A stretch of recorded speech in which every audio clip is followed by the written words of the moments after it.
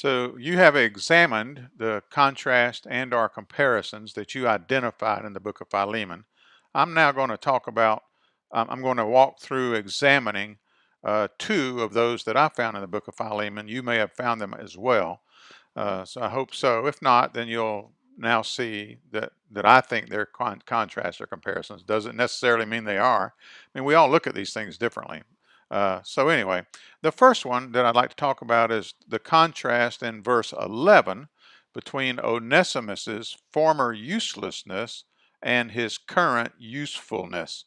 The way this is phrased in verse 11 is formally Paul is talking to Philemon and to the church in Philemon's house, but primarily to Philemon now.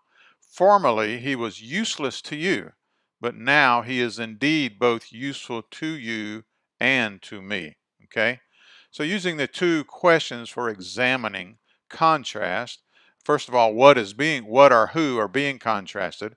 It's pretty obvious here that Onesimus's former uselessness when he was with Philemon before he had departed from Philemon's house. Uh, it's contrasting that former uselessness, or maybe the uselessness has to do with the fact that he was useless once he left. That we don't really know. That we would have to make assumptions about. But anyway, at some point in the past, Onesimus was useless to Philemon.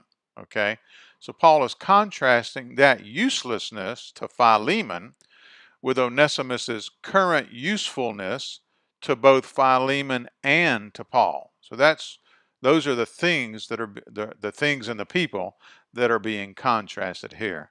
And then the other examined question for contrast is, is the contrast basically limited to this one occasion, or is it more prevalent in the book or chapter or paragraph? And in this case, it's limited to this one reference. Yes, there are other mentions of Onesimus's past compared to his present, but only once here in verse 11 are mentioned his uselessness contrasted with his usefulness. Okay, so that's what we would say about this particular contrast. Now, there's a comparison that I discerned, that I observed as I read through Philemon, and that is there's a comparison between Onesimus and Paul's heart. It's phrased this way in verse 12. I am sending him, that is my own heart, back to you. And so I consider that to be a comparison. Some people might not, but I believe it's at least a very clearly implied comparison, and it's pretty close stated. So the examined questions would be, well, what or who are being contrasted? Well, compared. Paul is comparing Onesimus with his own heart. Okay, I am sending him, that is my own heart, back to you.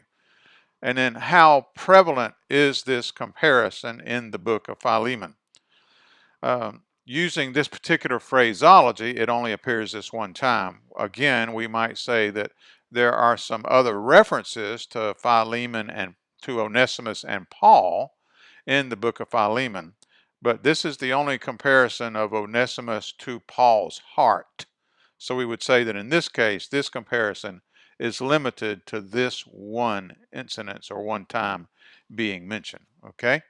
Now, so these are this is one contrast and one comparison that I found in the book of Philemon that I wanted to walk through the examine questions with you, just to help you make sure you're sort of getting what we're trying to get at when we talk about examining contrast or comparisons that we have identified. Okay.